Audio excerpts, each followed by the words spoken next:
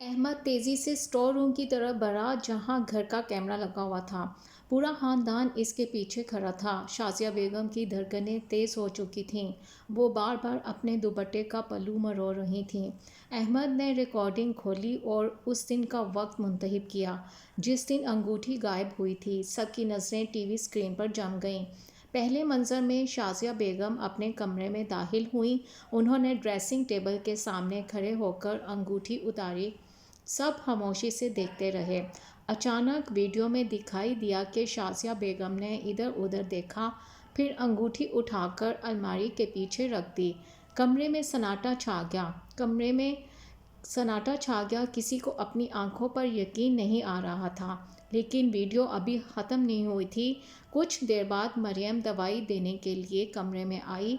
दवाई मेज़ पर रखी और फ़ौरन बाहर चली गई। उसने ना अलमारी को हाथ लगाया और ना ही अंगूठी को। चंद मिनट बाद वीडियो में दोबारा शाज़िया बेगम आई। उन्होंने अलमारी के पीछे से अंगूठी निकाली, अपने दुपट्टे में छुपाई और कमरे से बाहर निकल गईं। इसके बाद वीडियो ख़त्म हो गई। पूरे कमरे में ऐसी खामोशी थी कि किसी की सांस की आवाज़ भी सुनाई दे रही थी। अहमद के हाथ कांप रहे थे। उसने अपनी माँ की तरफ देखा। अम्मी, ये आपने क्या किया? मरियम की आंखों से आंसू बहने लगे, मगर इस बार ये बेबसी के नहीं बल्कि अल्लाह की मदद पर शुक्र के आंसू थे। शाज़िया बेगम कुछ लम्हे खामोश रहीं, फिर अचानक रोने लगीं। मैं सिर्फ इसे आजमाना चाहती थी। हाजी सलीम साहब गुस्से में बोले, किसी की इज्जत को दांव पर लगाकर इम्तिहान लिया जाता है? तुमने एक बेगुनाह लड़की पर चोरी का इल्ज़ाम लगा दिया। तमाम रिश्तेदार शर्मिंदा हो गए।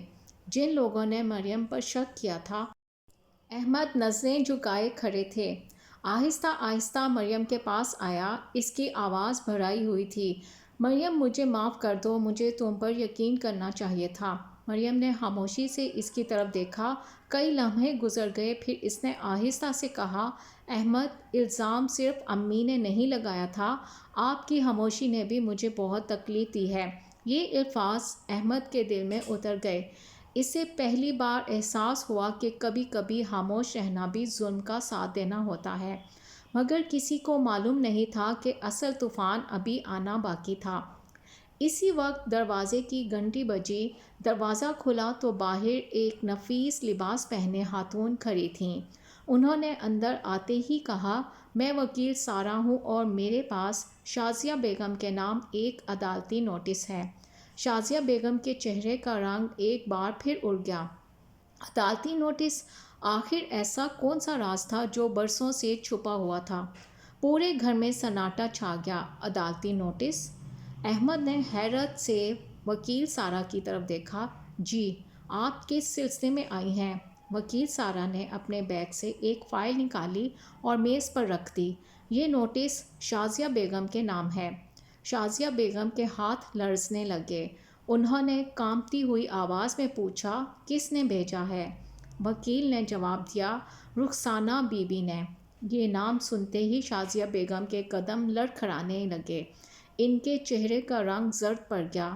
अहमद हैरान रह गया, अम्मी, ये रुखसाना बीबी कौन है? शाज़िया बेगम ने नज़रें झुका लीं, मगर इनकी ज़ुबान से एक लफ्ज़ भी ना निकला। वकील सारा ने फाइल खोलते हुए कहा, 30 साल पहले आपके मरहूम वालिद ने अपनी जायदाद दो बेटियों के नाम बराबर बराबर लिखी थी। एक आप और दूसरी आपकी छोटी बहन रुखसाना अहमद। अहमद चौंक उठा। अम्मी की बहन? लेकिन हमने तो कभी इनका नाम भी नहीं सुना। वकील ने आहिस्ता से कहा, क्योंकि उन्हें इस घर से निकाल दिया गया था। सब हैरत से एक दूसरे को देखने लगे। मरियम खामोश बैठी सब कुछ सुन रही थी। वकील ने बात जारी रखी, रुखसाना बेगम ने कभी अदालत का दरवाज़ा नहीं खटखटाया क्योंकि वो अपनी बहन की इज्जत ख़राब नहीं करना चाहती थीं। मगर अब वो शदीद बीमार है और सिर्फ अपना कानूनी हक चाहती हैं। अहमद ने माँ की तरफ देखा। अम्मी, ये सब सच है? शाज़िया बेगम की आंखों से आंसू बहने लगे। उन्होंने पहली बार आहिस्ता से कहा, हाँ, ये सच है। पूरे कमरे में खामोशी छा गई। मैंने लालच में आकर अपनी बहन से रिश्ता तोड़ दिया था। میں نے سوچا تھا کہ اگر وہ گھر چھوڑ دے گی تو ساری جائیداد میری ہو جائے گی۔ احمد کے ہاتھ پانی کا گلاس گر کر ٹوٹ گیا۔ اپنی ماں کو حیرت سے دیکھ رہا تھا۔ اسے یقین نہیں آ رہا تھا کہ جس ماں کو وہ ہمیشہ انصاف پسند سمجھتا تھا وہ برسوں سے اتنا بڑا راز چھپائے بیٹھی تھیں۔ شازیہ بیگم پھوٹ پھوٹ کر رونے لگیں۔ شاید اسی لیے اللہ نے مجھے آج سب کے سامنے رسوا کر دیا۔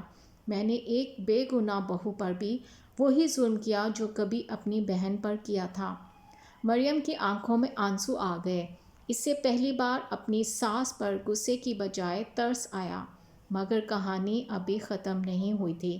وکیل سارا نے ایک اور لفافہ میز پر رکھا اور کہا، رخسانہ بی بی نے یہ خط خاص طور پر مریم کے لیے بھیجا ہے۔ انہوں نے کہا تھا کہ اگر کبھی اس گھر میں ایک نیک دل بہو آئے تو یہ خط ضرور اسے دے دینا۔ مریم نے کانپتے ہاتھوں سے لفافہ اٹھایا۔ اسے اندازہ بھی نہیں تھا کہ اس خط میں لکھی چند سطریں اس گھر کی تقدیر ہمیشہ کے لیے بدل دیں گی۔ مریم نے کانپتے ہاتھوں سے لفافہ کھولا۔ پورا گھر خاموش تھا۔ احمد، شازیہ بیگم، حاجی سلیم صاحب اور تمام رشتہ دار بے چینی سے مریم کی طرف دیکھ رہے تھے۔ مریم نے خط کھولا اور پڑھنا شروع کیا۔ بسم اللہ الرحمن الرحیم۔ میری پیاری بہو، اگر یہ خط تمہارے ہاتھ میں ہے تو اس کا مطلب ہے کہ اللہ نے اس گھر میں ایک اچھی اور صبر کرنے والی لڑکی بھیجی ہے۔ میرا نام رخسانہ ہے، میں اس گھر کی بیٹی ہوں، مگر شاید آج کوئی مجھے اس نام سے نہیں جانتا۔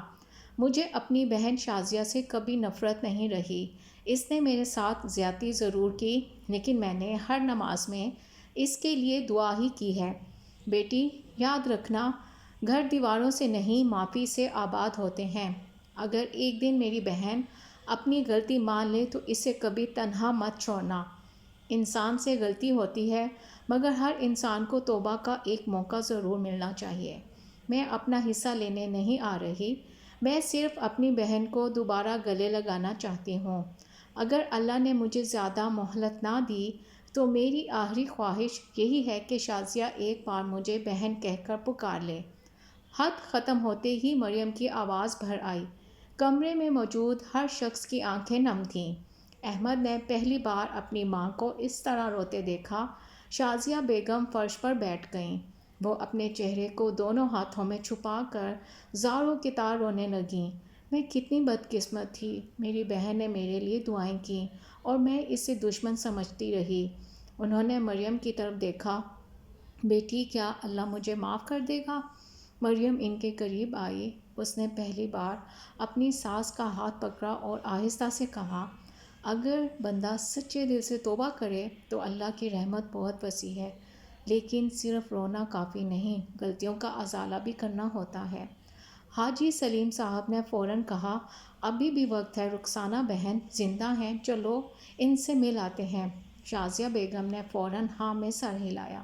میں ابھی چلوں گی، اسی وقت۔